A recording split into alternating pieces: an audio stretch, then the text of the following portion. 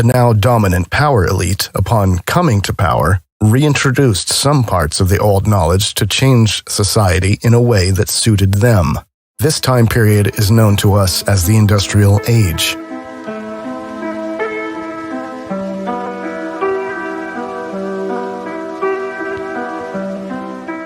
This power elite has its roots in the Roman Empire.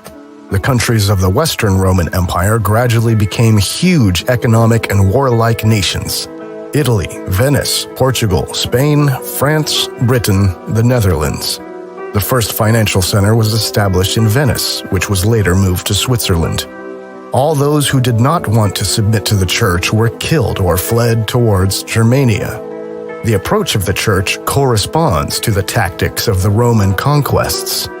The church then divided the territory and set up its own administrators in these areas. The subsequent emergence of the high nobility, all of them loyal to the church, can be attributed to this.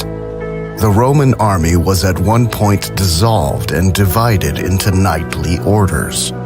Germany, as a stronghold of Protestantism, was able to resist these ecclesiastical forces a little longer, but was also taken over at some point, as was the Muscovite Tartary, the former empire of the Scythians, which was taken over by Russia. Since then, the European powers have all been controlled from behind the scenes by the cabal, and they managed to make it look like Britain, Germany, France, Portugal, Spain, and Russia were competing with each other. But they were actually working together. The Hohenzollern and Orange-Nassau noble families simultaneously controlled Britain, the Netherlands, the German Empire, as well as the Russian Tsarist Empire.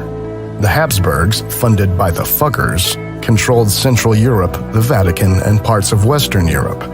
So the Russian Tsarist Empire was already in the hands of the cabal, moving from Prussia to Russia, and Russian history was written in the 18th century by Western European academics, who also occupied the most important positions in the newly founded Russian Academy of Sciences. Every area of modern science is now dominated by an ideological doctrinaire establishment, in which positions are awarded to each other, and it is ensured that real insights are suppressed.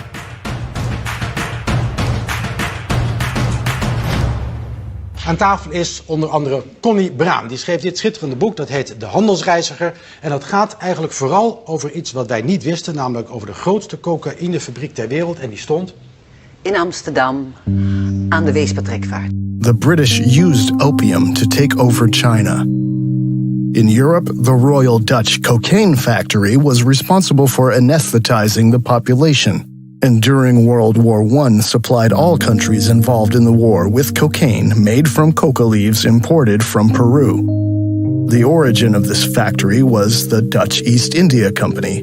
Next to the British East India Company, one of the most powerful trade and power structures of the colonial era. It was through the Dutch cocaine factory, which was supported and protected by the government and had a virtual monopoly on cocaine, that World War I was made possible, because it was only through alienation and anesthesia that soldiers were able to endure the suffering during the war. The Netherlands emerged from the First World War as one of the richest countries in the world thanks to the sale of cocaine. Innumerable traumatized soldiers remained addicted to cocaine after the war, and some even raided pharmacies to obtain it. For even more effective anesthetization of the World War II soldiers, the factory's production was shifted from cocaine to amphetamine in 1942.